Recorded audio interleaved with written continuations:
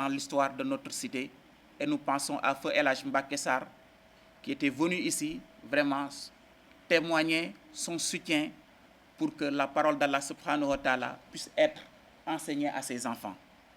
Nous dédions cette victoire à toutes les familles de Touba Almadies, à ceux qui ont porté ce combat depuis son origine, ainsi qu'aux générations futures ici présentes qui pourront bénéficier d'un cadre de vie conforme aux engagements pris lors de la création du lotissement. L'ARTA poursuivra son action avec le même esprit de responsabilité, dans le respect des lois de la République, des institutions de notre pays et de l'intérêt général. Louange à Allah subhanahu wa ta'ala, vive la justice sénégalaise, vive la République du Sénégal, vive l'association des résidents ARTA. Nous vous remercions. Résumé ci olof bi dañ man maa ngi tudd Pape Derguene Mbaye di président wu ARTA muy association résidence Touba Almadies di wax nag ci ndigalu sunu autorité muy maire parce que ci commune de maire de Ouakam la ñu nekk donc tey bu ñu jëlee kàddu dañ ko jël ci sunu ndigalu autorité maire donc wax gu ñuy njëkk tàmbali rek mooy bakk yàlla sant yàlla subhanahu wa taala bi nga xam ni kattanal nañu jox nañu patience sabru ba ñu mën a dëkku pendant ñaar fukki at combat bi ba yàlla tey jox ñu ci ndam donc ñoo ngi koy sant di ko gërëm bu ñu paree ci loolu dañu bëgg a jox njukkal justice sénégalaise depuis début combat bi sunu position musta bouger dañu wax ni que ñun dañu gëm droit ay légaliste lañu donc lépp lu ñuy def rek dañ ko teg ci yoon donc on a eu toujours confiance à la justice sénégalaise et tey justice sénégalaise boobu ñu am confiance jox nañu dëgg bu ñu paree ci loolu mënuñu ñàkk bañ a remercier maire parce que tamit lu olof di wax rek bu ñu ñemee wax rek daa am ku jàpp ci sunu ginnaaw jàppale ñu tey maire bi bu joxoon autorisation pour ñu mën a tabax ci espace équipement bi combat bi de dina jafe waaye dafa mës a taxaw ne dañuy xaar ba justice génnee décision lu justice wax loolu lay def donc tey madame la maire jërëjëf nga transmettre ñu sunu remerciement au maire bu ñu paree loolu nag mënuñu ñàkk sant avocat yi parce que avocat yu bëri jël nañu dossier bi ñoom ñëpp ñoo ngi leen di remercier waaye nag fu ñu jaar vraiment njukkal maître Abdou Kane parce que dafa ñëw jël dossier bi période bu metti fekk vraiment convoqué nañu fu nekk kenn bëggul jël dossier bi mu ñëw jël ko am confiance ci ñun jàppale ñu reprendre procédure yëpp à zéro ba li am maître ñoo ngi lay gërëm ñoo ngi lay sant njukkal nag bi nga xam ni moom lu war la sax mais mënta ñàkk mooy njukkal ci waa résident yi parce que combat bi yàgg na parce que ñaar fukki at du lu ndaw mais tous les résidents dañu nekk benn dooloo nekk benn def confiance au bureau bu ñuy wax ñun ñëpp ñu waxandoo benn kàddu tentative division yi bari woon nañu doon nañu bëgg a jël combat bi di ko jëfloo benn combat benn nit ñu ni déedéet lii du benn nit ARTA bi yëpp la ñetti président yi fi jaar yëpp ku nekk porté na ci combat bi président Alexis porté na ko présidente Maymouna porté na ko ba mu ñëw ci man mi tamit mu porté ko résident yëpp nekk suñu ginnaaw dooleel ñu à travers leur cotisation parce que ku xam combat de justice xam ni ko du lu yomb chaque mois chaque 2 mois ñu appel à cotisation kenn ku nekk loo génnee nga jox ko ci tey victoire bi ñoom seen ndam la moo tax ñoo ngi remercier suñu bopp waaye ñoo ngi delloo njukkal ñi nga xam ne ñoo tax tey ñu ñem a taxaw fii ci kàddu gi jël kàddu di ko wax mooy tous les résidents ñoo ngi leen di gërëm bu ñu paree ci loolu dana baax tuuti nag ñu rappeler mbir yi fu mu jógee parce que dana permettre ñëpp ñu xam ni que mbir mi yàgg na mais dëgg rek mooy mucc cité Touba Almadies bi ñoo ngi ko créé en 2008 ci décision ministérielle boo xam ne arrêté ministériel 8673 bu 7 octobre 2008 pour yombal rek gaawal arrêté boobu lu mu wax lotissement bi lii la espace équipement yi mooy yi nga xam ni que dundukaay la comme fii di nekk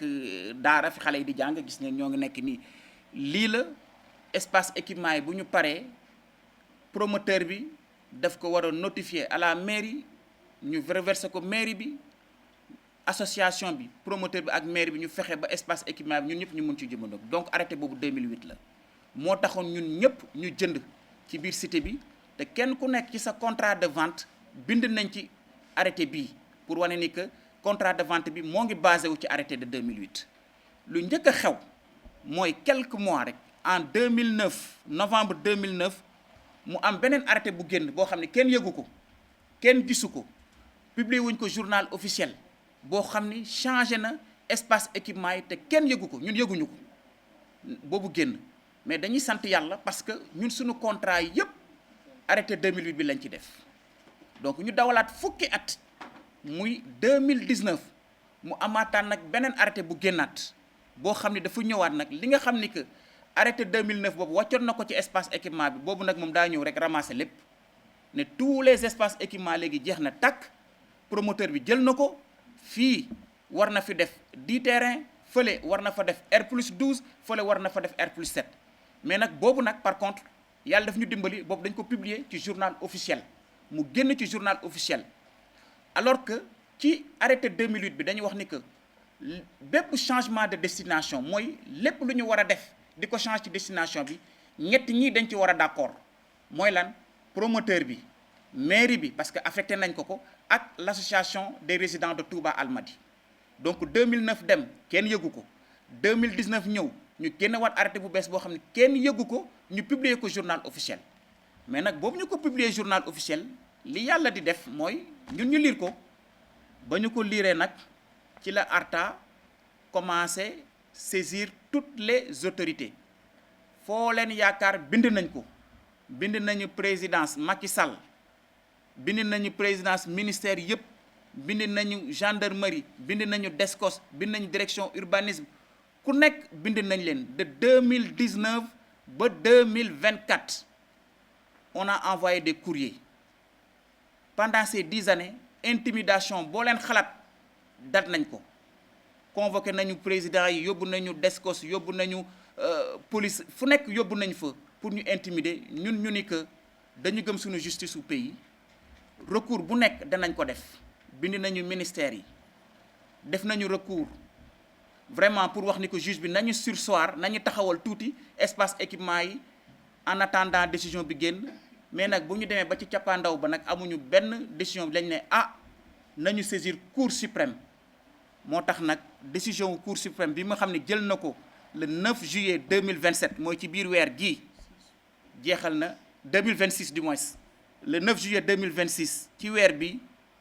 tëj na mbir mi mooy lan mooy cour suprême nee na que espace équipement yi dañu war a respecter contrat bi nga xam ne moo ñu lié ak promoteur arrêté ministériel 2019 boobu mettre na ko fin et donc dañ ciy sant yàlla ci loolu bu baax bu wane ni que dëkk bi yoon am na ci parce que presque ñaar fukki at de procédure bu ñu amul woon confiance suñu justice su dëkk du ñu toog fii moo tax encore dañ koy réitérer remerciement sant justice su dëkk bi après boobu décision wu cour suprême bi génnee du 9 juillet 2026 lu ñu def mooy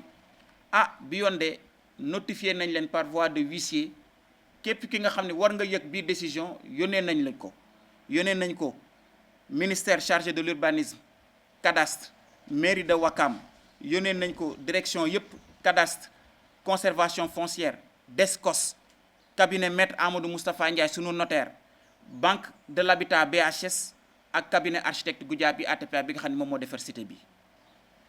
léegi nag lu ñuy ñaan rek mooy di ñaan nañu respecter décision de justice ñun on a été toujours légaliste dañoo mus a gëm yoon ci ñaar fukki at yépp musuñu tontu ci xeex musuñu wuyu ci xulloo chaque fois dañu topp suñu procédure yàlla def nañ nag ba décision cour suprême ñëw na lu ñuy ñaan mooy autorité yi nañu dimbali li nga xam ni que cour suprême décidé nañ ko ñu appliquer ko delloo espace équipement yi aux résidents à la mairie ba nga xam ni que suñuy doom yi fii nga xam fii dañ fi naroon jàngee alxuraan ñu gis ni ko dañ ko prévoir def ko terrain menacé ko daaneel ko au moins nit ñi mën a jouir seen espace équipement. Donc conclusion bu ñuy def rek mooy di dellu di remercier di sant yàlla di sant aussi justice pays bi ak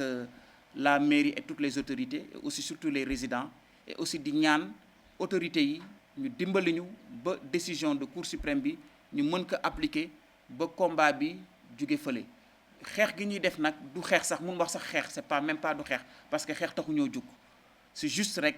li nga xam ni que bu ñuy jënd kër yi en 2008 lii la ñu wax ñu respecté ko parce que kenn ku nekk bi ngay jënd da nga def ay économie pendant plus de ñaar fukki at sa carrière yépp pour ne ah fii de war naa fi mën a am sama retraite paisible fii de sama doom yi war nañu mën a am ay souvenir ci xale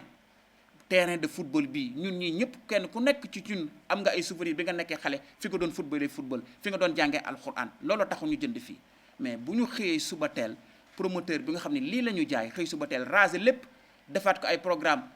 immobilier yoo xam ni que ce n'est que à des fins purement spéculatifs donc dañuy ñaan yàlla di autorités yi dimbali ñu appliquer décision Cour suprême bi ñu delluwaat ci jàmm ñun ak suñu promoteur parce que quand c'est notre promoteur moo def cité bi amuñu benn problème ak moom c'est juste rek li ñuy demander rek mooy ñu respecter contrat bi nga xam ne moo ñu lié ak moom en 2008 ñoo ngi leen di sant